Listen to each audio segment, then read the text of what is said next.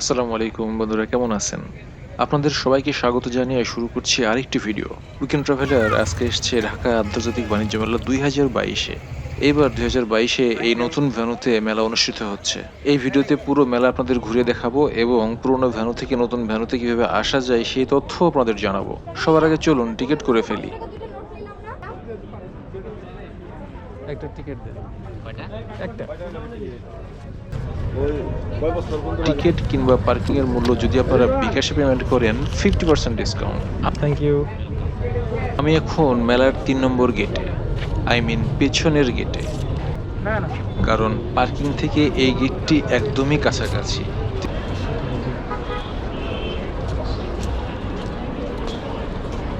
পেছনের গেট দিয়ে ভেতরে প্রবেশ করার পরে যদি আপনারা চারপাশটা ঘুরে দেখেন ঠিক এরকম দেখাবে।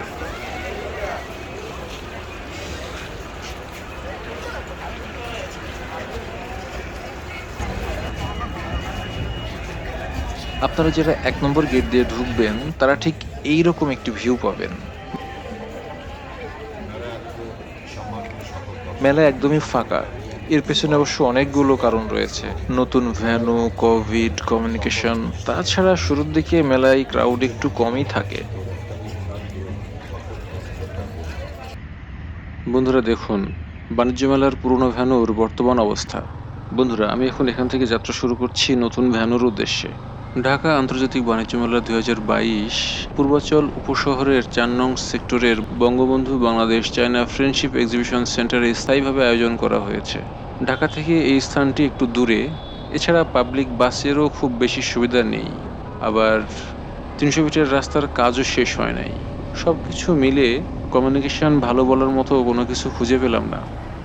আমি মোটরসাইকেলে মেলায় যাচ্ছি। আপনারা চাইলে পাবলিক ট্রান্সপোর্টেও মেলায় যেতে পারবেন। কুড়িল ফ্লাইওভারের নিচ থেকে প্রতিদিন 30টি বাস ছেড়ে যায় মেলার উদ্দেশ্যে, ভাড়া মাত্র 40 টাকা। দেখতে পাচ্ছেন সামনের এই বাসগুলো ম্যাক্সিমামই মেলায় যাবে।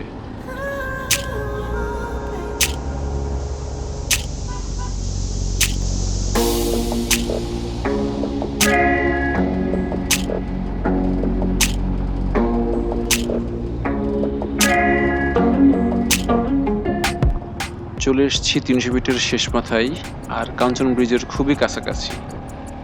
এখান থেকে আমরা বামে যাব। বাস আপনাদের এখানেই নামাই দিবে।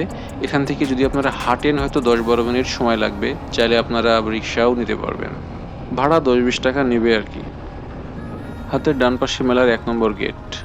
যদি আপনারা প্রাইভেটে আসেন সেই ক্ষেত্রে ড্রাইভারকে গাড়ি দিয়ে এখান থেকে নেমে সোজা যেতে পারবেন মেলায়।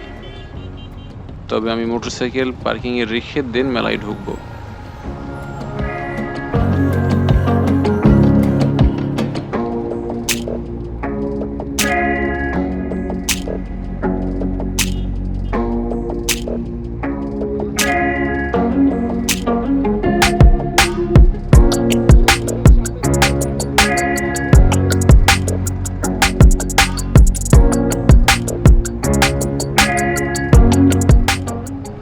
বন্ধুরা এই মেলাটিকে প্রাথমিকভাবে আমরা 3টা অংশে ভাগ করব। মেইন এক্সিবিশন সেন্টার, এর সামনে এবং পেছনে। আমি এখন রয়েছি এক্সিবিশন সেন্টারের পেছনে। যাই হোক বন্ধুরা, আমরা ছিলাম জুট ডাইভার্সিফিকেশন প্রমোট সেন্টারে। আবারও সেখান থেকেই শুরু করছি। এই প্যাভিলিয়নটির চারপাশটা আপনাদের ঘুরে দেখাই।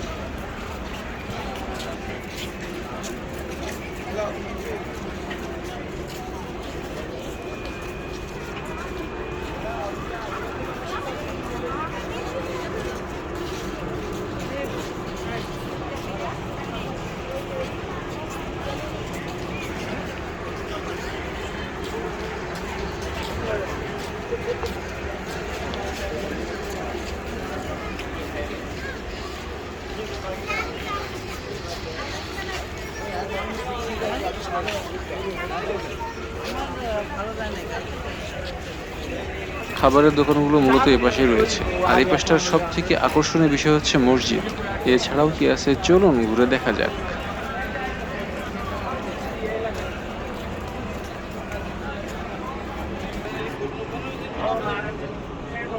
দেখতে পাচ্ছেন টার্কিশ কার্পেট। এই অংশের সব থেকে জমজমাট আমার মনে হয় যেন টার্কিশ প্যাভিলিয়নটি।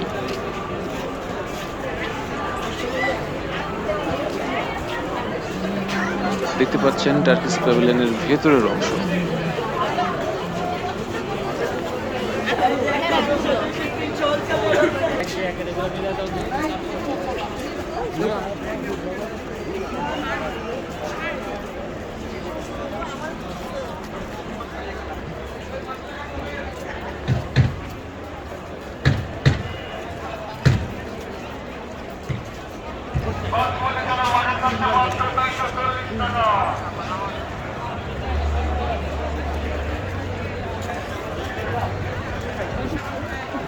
আমরা প্রায় শেষ মাথায় চলে এসেছি।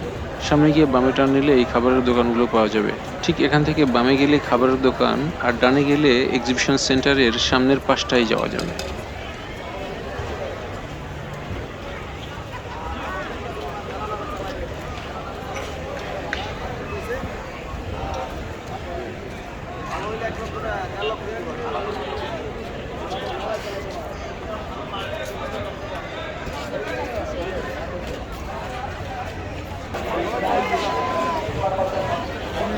এখন লাঞ্চ পিরিয়ড হওয়ায় খাবারের দোকানগুলো বেশ জমজমাট।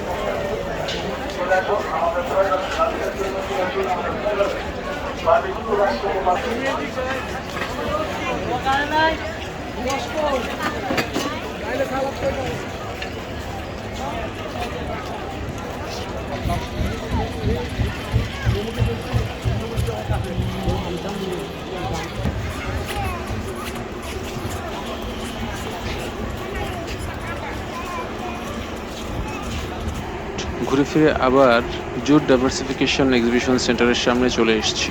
ডানে অজুখানা, সোজা মসজিদ। আমরা এবার মূল এক্সিবিশন সেন্টারের মধ্যে ঢুকবো।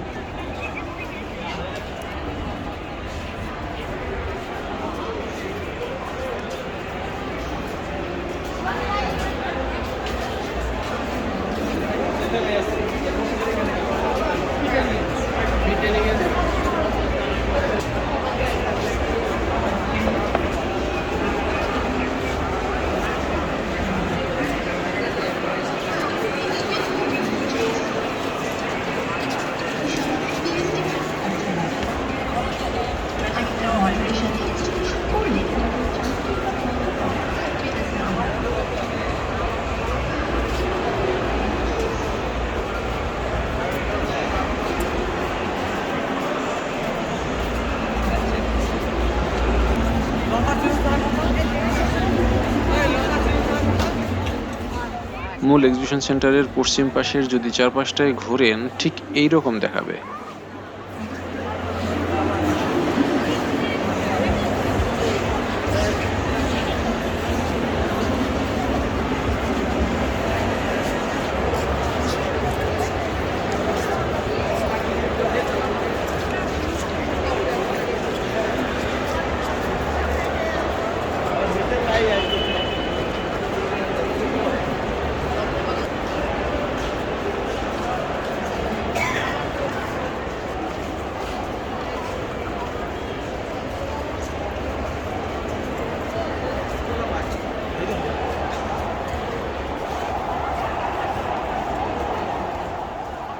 এই অংশটায় কোনো স্টোর নেই, এটা মূলত এক্সিবিশন সেন্টার।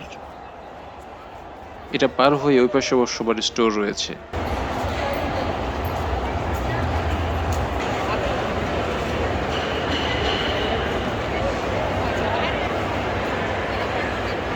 এই পাশটায় ঢুকে যদি চারপাশটা ঘুরে দেখেন ঠিক এরকমই লাগবে।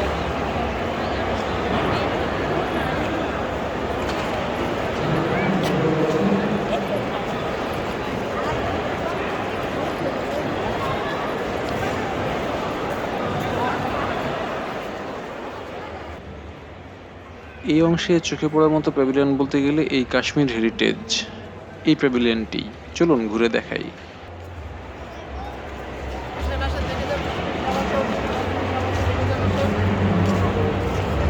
কাজ আছে, আসেন দেখে যান। কাশ্মীরি আছে, ওয়ান পিস আছে, টু পিস আছে, থ্রি পিস আছে, আসেন দেখে যান।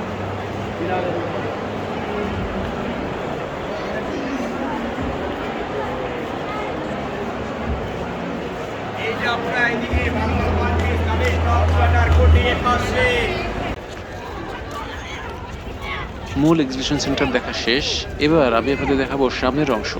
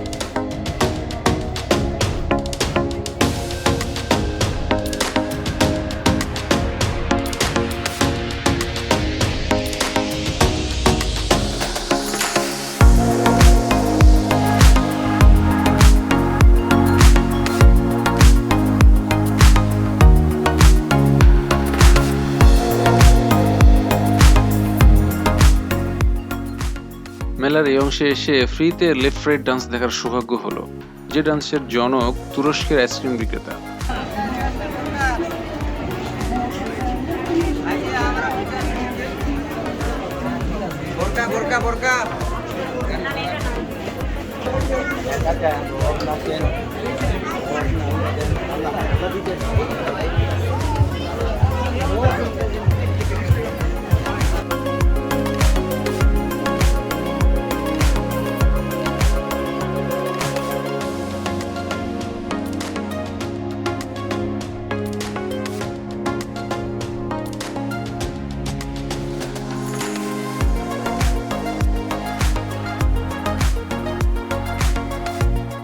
বন্ধুরা, এই ভিডিওতে আমি পুরো মেলার একটি ধারণা আপনাদের দেওয়ার চেষ্টা করেছি।